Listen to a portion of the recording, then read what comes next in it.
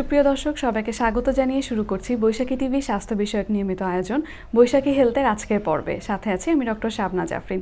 দর্শক, আজকে আমরা কথা বলবো খুব গুরুত্বপূর্ণ একটি বিষয় নিয়ে, আর তা হলো ডায়াবেটিস। আমাদের প্রত্যেকের ঘরে একজন হলেও আমরা এই ধরনের রোগী পেয়ে থাকি। এই বিষয়টি নিয়ে কথা বলার জন্য আজকে আমাদের মাঝে উপস্থিত আছেন একজন বিশেষজ্ঞ চিকিৎসক।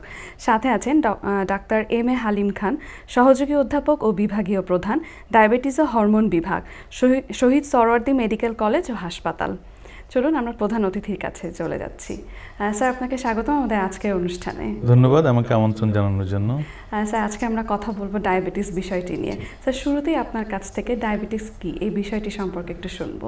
ডায়াবেটিস একটি হরমোনজনিত রোগ। আমাদের পেটের উপরিভাগে গাজর আকৃতির একটি গ্রন্থি থাকে, যেটাকে আমরা পেনক্রিয়াস বা অগ্নাশয় বলে থাকি। এই পেনক্রিয়াসের মধ্যে বিটা কোষ থাকে।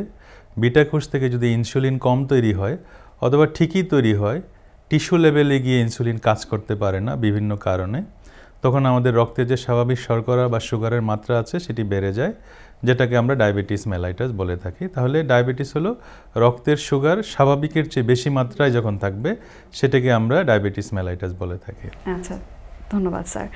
স্যার, তো রোগীগুলো কি ধরনের লক্ষণ নিয়ে আপনাদের কাছে আসেন? আসলে আমাদের দেশে টাইপ 2 ডায়াবেটিসে আক্রান্ত রোগীর সংখ্যা অনেক বেশি। তো টাইপ 2 ডায়াবেটিসে কোনো লক্ষণ প্রকাশিত নাও হতে পারে, এটি কিন্তু মনে রাখতে হবে। অনেক সময় আমাদের কাছে পেশেন্টরা আসে, হয়তো উনি আসছেন অপারেশন করার জন্য, ভর্তিও হয়েছেন, কিন্তু আমরা যখন রুটিন পরীক্ষার অংশ হিসেবে ব্লাড সুগার পরীক্ষা করি, দেখি যে 16 বা 18 আছে, কিন্তু পেশেন্ট জানেন না যে তার ডায়াবেটিস আছে। হয়তো মেইনলি একটা সমস্যা নিয়ে রোগীরা গাইনি বিভাগে গিয়েছেন সাদা স্রাবের সমস্যা নিয়ে, কিন্তু এই সমস্যাটা হয়তো তার ডায়াবেটিসের জন্য হয়েছে, কিন্তু তিনি গিয়েছেন কিন্তু অন্য আরেকটা ডিপার্টমেন্টে গিয়েছেন। তো আসলে ডায়াবেটিসের কোনো লক্ষণ প্রকাশিত নাও হতে পারে, এটি মাথায় রাখতে হবে। তবে ডায়াবেটিসের কিছু আদর্শ লক্ষণ তো অবশ্যই আছে। ঘন ঘন প্রস্রাব হবে, অতিরিক্ত ক্ষুধা পাবে, মাত্রাতিরিক্ত পিপাসা ধরে, দেহের ওজন কমতে পারে, সারাবেলা ক্লান্তিবোধ হয়, ঘা শুকাতে দেরি হয়, অনেক সময় দেখা যায় যে যৌন সক্ষমতা হ্রাস পায়, এই সমস্যাগুলো দেখা দিতে পারে। আচ্ছা, ধন্যবাদ স্যার। স্যার, আমরা যদি বলি যে মানে কারণ কি, কোনো একটা কারণে তো অবশ্যই কোনো একটা ডিজিজ হয়ে থাকে, তো এর পিছনে কি কোনো কারণ আছে? হ্যাঁ, ডায়াবেটিসের কারণ তো অবশ্যই আছে। এটাকে আমরা বলি একটা মাল্টিফ্যাক্টোরিয়াল ডিজিজ। অনেকগুলো ফ্যাক্টর যখন একসাথে যোগ হয় তখন একজনের ডায়াবেটিস হয়। এর মধ্যে পটেনশিয়াল রিস্ক ফ্যাক্টর, যেমন ধরি যে আমাদের জেনেটিক ব্যাকগ্রাউন্ড, হয়তো ফ্যামিলিতে ডায়াবেটিস আছে, 1st ডিগ্রি রিলেটিভসের মধ্যে ডায়াবেটিস আছে, তাদের পরিবারের মধ্যে কিন্তু ডায়াবেটিসে আক্রান্ত বা ঝুঁকি বেশি। রেশিয়াল ব্যাকগ্রাউন্ড, ওই সময় আমরা জাতিগতভাবে যে এশিয়ান কান্ট্রিগুলোতে ডায়াবেটিসে আক্রান্ত বা ঝুঁকি বেশি। যাদের ওজন বেশি তাদের কিন্তু ডায়াবেটিসে আক্রান্ত বা ঝুঁকি বেশি। যারা কায়িক পরিশ্রম করে না, সারাদিন শুয়ে বসে থাকে, তাদের কিন্তু ডায়াবেটিসে আক্রান্ত হবার ঝুঁকি বেশি। প্রি ডায়াবেটিস যাদের থাকে তাদের কিন্তু ভবিষ্যতে টাইপ 2 ডায়াবেটিসে আক্রান্ত হবার ঝুঁকি অনেক বেড়ে যায়।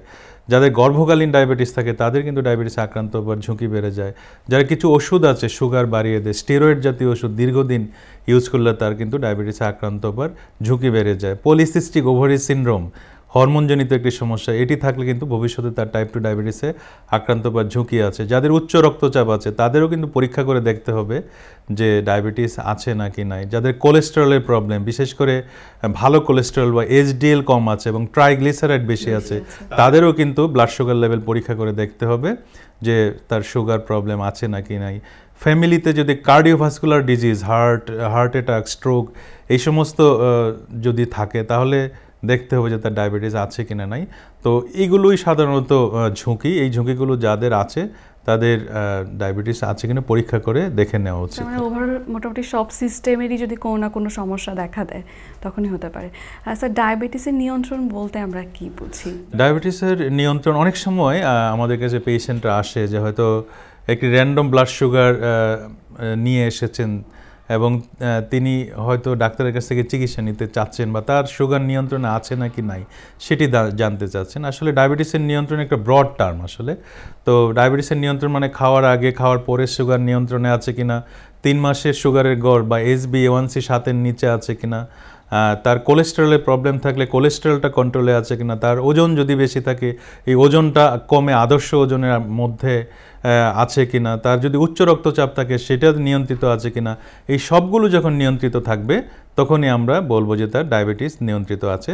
তবে সাধারণভাবে আমরা বলি যে খাওয়ার আগে যদি 6-এর কাছাকাছি ব্লাড সুগার থাকে এবং খাওয়ার পরে 10 মিলিমোল পার লিটারের নিচে থাকে এবং 3 মাসের গড় যদি 7-এর নিচে থাকে তখনই আমরা বলবো যে তার ডায়াবেটিস নিয়ন্ত্রণে আছে। অনেকেই আমাদের কাছে আসেন যে আমার ডায়াবেটিস নিয়ন্ত্রণ হচ্ছে না বা ডাক্তার আমার ডায়াবেটিস নিয়ন্ত্রণ করতে পারছেন না। ঠিক আছে, আসলে এমন কোনো ডায়াবেটিস নেই যেটা নিয়ন্ত্রণে আসে না, এটা অ্যাবসার্ড, হতেই পারে না যে একজন ডায়াবেটিসের ডাক্তার ডায়াবেটিস নিয়ন্ত্রণ করতে পারেন না, এমন কোনো ডায়াবেটিস নেই। তাহলে রোগীর যদি লাইফস্টাইল ঠিক থাকে, তার খাদ্যাভ্যাস হাঁটাহাঁটি যদি ঠিক থাকে, ওষুধগুলো যদি ঠিক থাকে, ইনসুলিন যদি ঠিক থাকে, কোনো ক্ষেত্রে তার ডাক্তার সিলেকশন যদি সঠিক হয়ে থাকে তাহলে তার ডায়াবেটিস নিয়ন্ত্রণে আসতে বাধ্য। আচ্ছা স্যার, চিকিৎসা তো মোটামুটি আমাদের মানে অনেকেই আমরা জানি, তো অত্যাধুনিক চিকিৎসা পদ্ধতি যদি আমি বলি কি আছে? হ্যাঁ, ডায়াবেটিসের অত্যাধুনিক অনেক এখন চিকিৎসা চলে আসছে। আসলে ডায়াবেটিস এমন একটি রোগ যে একটি সিঙ্গেল ডিজিজের জন্য এত বেশি ওষুধ, এত বেশি ট্রিটমেন্ট অপশান কিন্তু অন্য কোনো ডিজিজের জন্য নাই। অনেকগুলো ট্যাবলেট বাজারে চলে এসেছে, অনেক ইঞ্জেকশন বাজারে চলে এসেছে। তো অত্যাধুনিক চিকিৎসার মধ্যে এখন আমরা যেটা ইউজ করছি সপ্তাহে একদিন ইঞ্জেকশন, এটি এখন সারা পৃথিবীতে খুবই পপুলার এবং আমাদের দেশেও বেশ কয়েকটি কোম্পানি অলরেডি নিয়ে এসেছে। আমাদের দেশে বিদেশি কোম্পানিগুলোরও ওষুধগুলো অ্যাভেলেবল আছে, বিশেষ করে যাদের হার্টের সমস্যা আছে বা কার্ডিওভাস্কুলার ডিজিজ আছে, যাদের ওবেসিটি আছে বা অনেক মোটা কিন্তু ডায়াবেটিস কন্ট্রোল হচ্ছে না তাদের ক্ষেত্রে আমরা সাধারণত এই ধরনের সপ্তাহে একদিন ইঞ্জেকশন ব্যবহার করে থাকি। ওজন কন্ট্রোল করার সাথে সাথে তার দেখা যায় যে ডায়াবেটিস কন্ট্রোল হয় এবং ইনসুলিনের ডোজ আমরা আস্তে আস্তে কমিয়ে নিতে পারি। আগে তো যেমন 3 বেলা অথবা 2 বেলা আমরা ইনসুলিন দিতাম, এখন 1 বেলা দেওয়া যাবে। 1 বেলা ইনসুলিন আগেও দেওয়া যেত, এখনও দেওয়া যায়। তো সবার ডায়াবেটিস যে 1 বেলা ইনসুলিনে কন্ট্রোলে থাকবে সেটা নাও হতে পারে।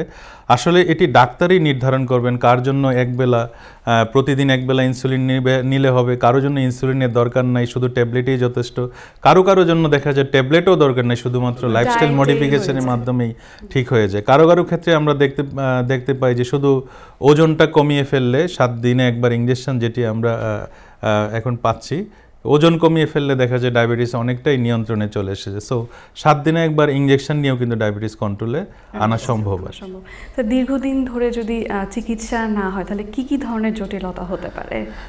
ডায়াবেটিস এমন একটি রোগ যে আমরা বলে থাকি যে মাথা থেকে পা পর্যন্ত এমন কোনো জটিলতা নাই যেটা আসলে এই ডায়াবেটিস থেকে হয় না আর কি। তো ডায়াবেটিসের জটিলতাগুলোকে আমরা সাধারণত 2 ভাগে ভাগ করে থাকি। একটা হলো হঠাৎ করে জটিলতা হতে পারে, আরেকটা হলো দীর্ঘমেয়াদী আনকন্ট্রোল ডায়াবেটিসের জন্য যে জটিলতাগুলো হয়, এটাকে বলে আমরা অ্যাকুট অ্যান্ড ক্রনিক কমপ্লিকেশনস। তো অ্যাকুট কমপ্লিকেশন বা হঠাৎ করে জটিলতাগুলো কি হতে পারে, সুগার অনেক নীল হয়ে যেতে পারে, যেটাকে আমরা হাইপোগ্লাইসেমিয়া বলে থাকি। সুগার অনেক বেশি বেড়ে যেতে পারে, ডায়াবেটিক কিটোএসিডোসিস, ডিকে, এইরকম ডায়াবেটিক কমা হতে পারে, ল্যাকটিক অ্যাসিডোসিস হতে পারে, এগুলো হলো হঠাৎ করে হতে পারে। আরেকটা হলো দীর্ঘমেয়াদী আনকন্ট্রোল ডায়াবেটিসের জন্য দেখা যায় যে তার অনেকগুলো সমস্যা হয়, এর মধ্যে মাইক্রোভাস্কুলার কমপ্লিকেশনস বলি, আরেকটা হলো ম্যাক্রোভাস্কুলার কমপ্লিকেশন। মাইক্রোভাস্কুলার কমপ্লিকেশনসগুলো হলো তার চোখের রেটিনা দেখা যায় ড্যামেজ হতে পারে, তারা দৃষ্টিশক্তি ঝাপসা হতে পারে, অন্ধ হয়ে যেতে পারেন, তার দেখা যায় কিডনিতে সমস্যা হতে পারে, কিডনি ড্যামেজ হয়ে যেতে পারে এবং তার যে নার্ভগুলো আছে নার্ভগুলো ড্যামেজ হয়ে যেতে পারে। স্যার, আমরা যদি দর্শকদের উদ্দেশ্যে বলতেন যে ওনারা কীভাবে আসলে লাইফস্টাইল মডিফিকেশন করবে কিংবা কী করবেন যাতে আমার ভবিষ্যতে এই রোগটি না হয়? হ্যাঁ, প্রথম কথা হলো আসলে নিজের মধ্যে ডিটারমিনেশন আনতে হবে যে একদম ঢিলে ঢালা স্বভাবের হলে হবে না ডায়াবেটিসে আক্রান্ত রোগীকে। ছোটবেলায় আমরা যেমন পড়তাম যে আমারপন একটা কবিতা ছিল যে সকালে উঠে আমি মনে মনে বলি। তো ডায়াবেটিসে আক্রান্ত রোগীকে এরকমভাবে ডিটারমাইন্ড হইতে হবে যে আমি সুশৃঙ্খল জীবনযাপন করব, আমি প্রতিদিন নিয়মিত হাঁটবো, আমি মিষ্টি জাতীয় খাবারগুলোকে অ্যাভয়েড করব, আমি প্রতিদিন সুষম খাবার খাবো এবং ফিজিক্যাল অ্যাক্টিভিটি করব, সুশৃঙ্খল জীবনযাপন করব, তাহলে ডায়াবেটিস নিয়ন্ত্রণে থাকতে বাধ্য। আর ডায়াবেটিস নিয়ন্ত্রণ কেন আমাদের করতে হবে? কারণ হলো ভবিষ্যতের অনেক বড় বড় জটিলতাকে এড়ানোর জন্য আমাদের ডায়াবেটিসটাকে সুনিয়ন্ত্রণে রাখতে হবে। স্যার, আপনাকে অনেক ধন্যবাদ, আপনি খুব সুন্দরভাবে আমাদেরকে বুঝিয়ে বলেছেন। ধন্যবাদ। দর্শক, এতক্ষণ আপনারা শুনছিলেন ডায়াবেটিস এই বিষয়টি নিয়ে। আশা করি আমাদের এই তথ্যগুলো আপনাদের কিছুটা হলেও উপকারে দিবে। আগামী পর্ব দেখার আমন্ত্রণ জানিয়ে আজকের মতো এখানেই বিদায় নিচ্ছি। সবাই ভালো থাকবেন, সুস্থ থাকবেন এবং বৈশাখী টিভির সঙ্গেই থাকবেন।